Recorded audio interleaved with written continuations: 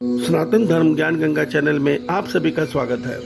मेरे प्यारे कृष्ण भक्तों, आप सभी को जय श्री कृष्ण। श्री भगवान आप सभी का जीवन आनंदमय, मंगलमय, भक्तिमय तथा धर्म की राह में प्रशस्त करें। मेरे प्यारे कृष्ण भक्तों, सनातन धर्म ज्ञान गंगा चैनल में आज हम श्रीमद् भगवद गीता के अध्याय 3 के श्लोक 28 को हिंदी के सरल रूप में समझने का प्रयास करते हैं। जय श्री कृष्ण।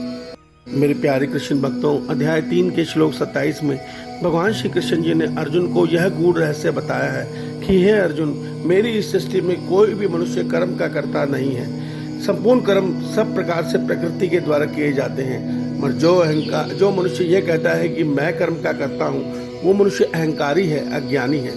मेरे प्यारे कृष्ण भक्तों, उसी से आगे भगवान श्री कृष्ण जी अर्जुन के माध्यम से हम सबको बहुत ही गूढ़ ज्ञान का रहस्य बता रहे हैं और अर्जुन को बोल रहे हैं, परंतु हे महाबाहो, गुण विभाग तथा कर्म विभाग को तत्व से जानने वाले ज्ञान योगी ये सत्य देख रहे हैं कि इस संसार में कोई मनुष्य कोई कुछ नहीं कर रहा, केवल गुण ही गुणों में बरत रहे हैं। इसलिए ज्ञान योगी कभी भी इस संसार के कर्मों में आसक्त नहीं होता।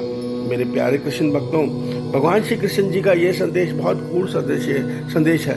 देखिए, कल हमने ये समझा था कि इस संसार में समस्त कर्म प्रकृति के द्वारा किए जा रहे हैं। अब आज के श्लोक में भगवान कह रहे हैं कि गुण विभाग और कर्म विभाग, अर्थात भगवान यहाँ पे यह बताना चाह रहे हैं, जो त्रिगुणात्मक प्रकृति है उसमें 3 गुण है, सत्य रज तम। ये तीनों गुण विभाग कहे गए हैं। कर्म विभाग है हमारी 5 ज्ञान इंद्रियां, 5 कर्म इंद्रियां और मन बुद्धि, ये सब कर्म विभाग है। तो ये सब मिलके कर्मों को कर रहे हैं। इसमें आत्मा का कोई स्थान नहीं है, आत्मा इसमें बिल्कुल लिप्त नहीं है, आत्मा इनसे परे है। तो भगवान कह रहे हैं जो ज्ञानी योगी होता है वो आत्मा में स्थित होता है, वो ये जानता है मैं आत्मा हूँ, तो वो दृष्टा भाव में देख रहा है। दृष्टा भाव में देखते हुए ये देख रहा है कि ये सारे गुणों में ही खेल रहे हैं, अर्थात कि पूरी सृष्टि का हर प्राणी परमात्मा की प्रकृति के अधीन वह अपने प्रारब्ध के अनुसार कर्म करने को बाध्य है। कौन बाध्य कर रहा है? प्रकृति के ये गुण बाध्य कर रहे हैं। ये गुण, प्रकृति के गुण कैसे बाध्य करते हैं?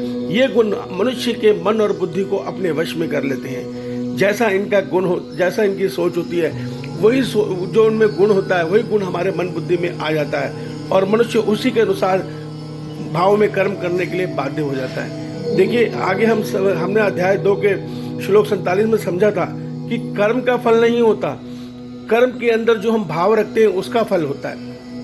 अगर कर्म का फल होता तो भगवान ने अकर्म करने की शिक्षा नहीं दी होती।